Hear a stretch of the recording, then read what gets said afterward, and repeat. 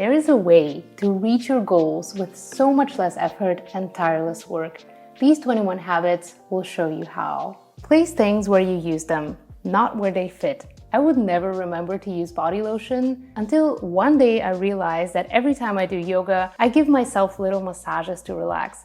So I decided to put my body lotion in with my yoga items instead of my cosmetics. And lo and behold, I would use it every single time, giving me the best skin I've had in a long time. So pay attention to how you move and what you do throughout the day, and place the items you want to use right in your way.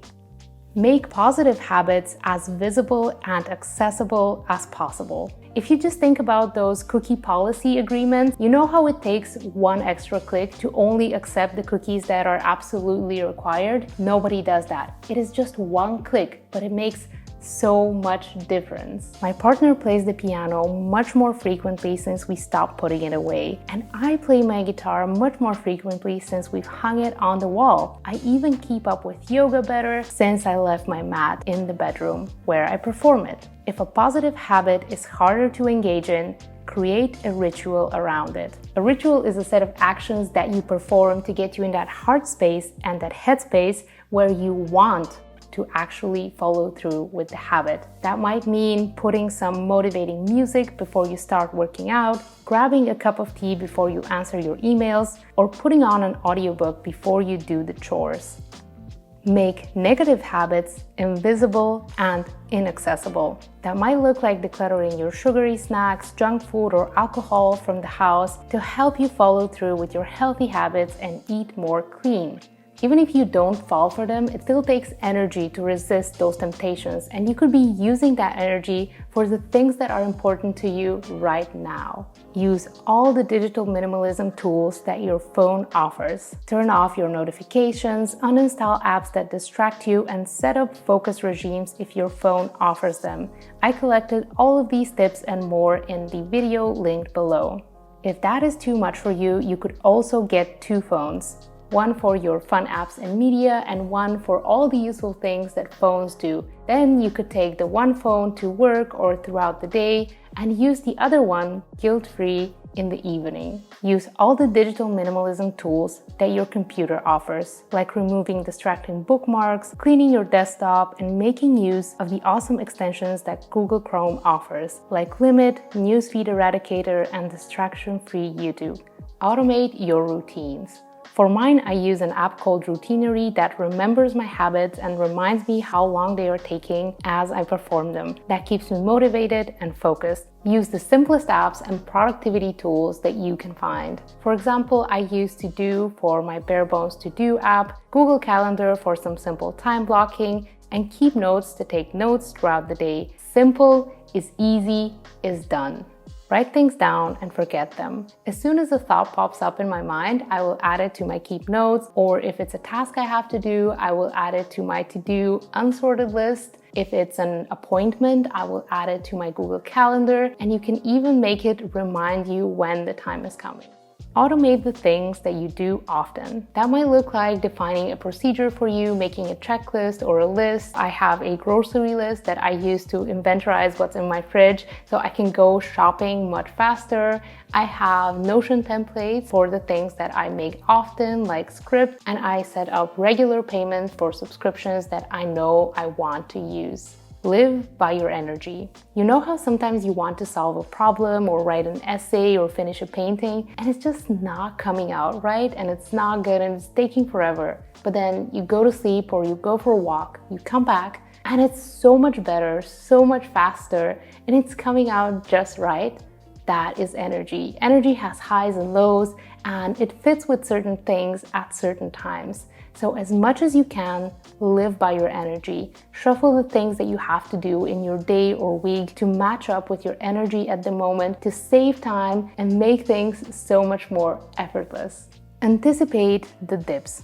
As I said, energy has highs and lows, so you can be really sure that you will have a low after you have had a high, after you've had a few productive days or a few days of eating really healthy. Soon enough, you will have a tired day or a day where you are craving some junk food or you just want to eat something really quickly. So instead of tumbling down those dips, anticipate them. Prepare yourself a healthy snack for when you do get hungry. Plan a slow day for when you do get tired, and make the best of those dips. Be really sparing with your yes. Try to be realistic with what saying yes to a specific thing really entails.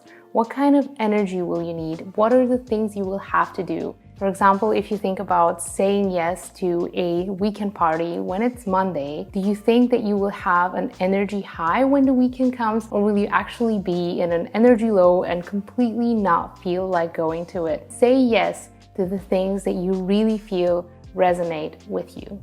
Make decisions for now. We always want to make the best decision possible, but it is impossible to know what the future holds. Instead of worrying and having anxiety, thinking, did I choose the right thing? Choose something for now and have a set date where you will review it if you feel like it, and don't doubt it until that day comes. Spend more time planning strategically. You can actually take some time to understand where you're going and what is the easiest way to get there. You know how they say, hard choices, easy life? Well, you need time to make those hard choices. For example, if you're going outside, you could take 5 extra minutes to see what the weather is like, and if it's going to rain and you take an umbrella, your whole day will be much easier. So what are those actions that will make your life so much easier with a little bit of extra strategic planning upfront? Focus on the essential. You know the 80-20 rule? It basically says that 20% of the efforts lead to 80% of the results. Since we have so much going on in our lives and we can't give 100% to everything, all of our efforts to each thing we do, it's best to identify those 20% that will give us the most of the results for each thing that we're doing. Is there some skills that are impressing your boss more than anything? Hone in on them. Do you have a client that pays more than anyone else? Spoil them. Does one of your debts eat the most into your savings? Pay it off first. Let go of perfectionism. Perfectionism is really just a protection mechanism that we use to protect ourselves from outside judgments, from being imperfect. So not only does this waste a huge amount of time, it's stopping you from trying and getting that experience. When you feel that you are reaching the edge of those 20% of effort that will get you 80% of your results, ask yourself, is any more effort going to be worth the results that I will be receiving from this? Create space for yourself. The thing about understanding your energy with the highs and lows, or what is the essence of what you're trying to do, strategic planning, the decisions you want to make, is that these answers don't just come to you. There is no formula that you could use to just get these answers. So you need to create space and time in your life for them to come, which might mean leaving yourself some time to do nothing and let these answers come into your life, because they will make a huge difference. Force yourself to walk. It's always so nice after you take a walk. You never feel like the same person as you were when you went out, even if it's just been 10 minutes around the block. And yet we keep forgetting how good it is and we don't do it. Let go of the news. Focus on your life. There's always bad things happening out there. You cannot suffer for the whole world. Focus on your life. What are the things you can do in your community? What are the good and bad things that are happening to you? And there you will feel empowered and you will actually be able to make a difference, which feels good. Unfortunately, none of these habits will work if you don't know how to properly focus on your life. So here is this video to understand how to do that. I highly recommend watching it, and thank you so much for being here. Hello Universe, leave a like if you enjoyed it, and I'll see you very soon.